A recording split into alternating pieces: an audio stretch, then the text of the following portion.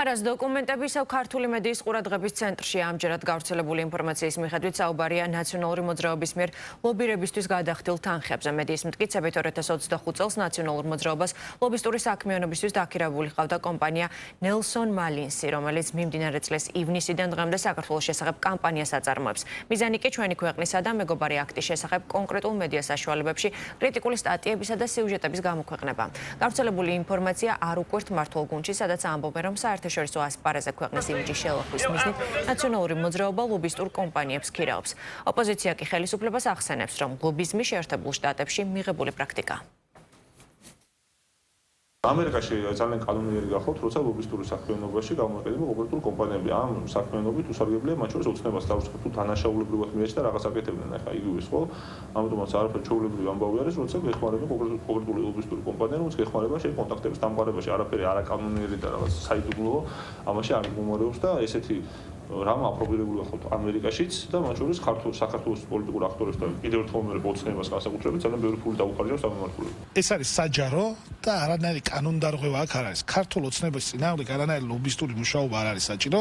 ქართულმა ოცნებამ გამოიყენა ქიმიური იარაღი საკუთარი ხალხის წინააღმდეგ და ეს დადასტურებულია მათ შორის მათი ჩვენებებით, რომელიც პრემიერ-მინისტრმა, ყოფილმა შინაგან საქმეთა მინისტრმა და მოქმედმა შინაგან საქმეთა მინისტრის მოადგილემ თქვა. ამიტომ ყველაფერი არის ცხადი, არანაირი ლობისტები არ ჭირდება ქართული ოცნების ბუნების და მათი პოლიტიკური და რუსული შინაარსის დასამტკიცება. რომ არა ფარას კანონი ნაციონალური მოძრაობა თავისავე დაზებულ თანხებზე ვერ აფეთქდებოდა, ვხედავთ, რომ არაერთი წლის განმავლობაში ეს ორგანიზაცია ისე და ისე გარდამტეხებული დავალების შესაბამისად ცდილობს, რომ მათ შორის ევროკავშირის და ევროპარლამენტის რეზოლუციების დრაფტების კი მოამზადოს და ყველანაირად ცდილობს, რომ ჩვენი ქვეყანა გააშავოს. ზუსტად ეს არის ერთ-ერთი საფუძველი, რის გამოც ქართული ოცნების გუნდმა და საქართველოს პარლამენტის აბსოლუტურმა უმრავლესობამ წევრების სახით მიუხედავად რაჭყოთლება და ვიმართეთ საკონსტიტუციო სასამართლოს, რომ ეს აგენტურა ყველაფერზე ხელმომწერი ადამიანები, რომლისთვისაც არავითარი მნიშვნელობა არ აქვს ჩვენ ქვეყნის ინტერესს და ჩვენი ქვეყნის მთავარ დოკუმენტს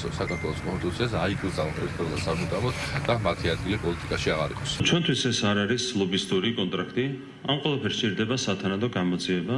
როგორც მოგეხსენებათ, საქმე არის აღძრული საქართველოს პროკურატურაში, რომელიც უკავშირდება უცხოური ორგანიზაციების ხარდაჭერა სრულ საქმიანობაში, როდესაც ასეთი ტიპის კონტრაქტი ფორმდება, ესეც მე ვფიქრობ, რომ შეიცავს მინიშნებებს გარკვეულ სისხლისამართლებრივ დანაშაულებრივ საქმიანობაზე, თუმცა ეს უნდა იქნეს, რა თქმა უნდა, სამართლებრივად დადგენილი შესაბამისი უწყობების მიერ.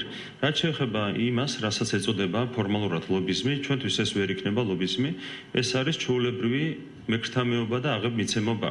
და ამით, რა თქმა უნდა, სამართლებრივი უწყებების უნდა დაინტერესდნენ.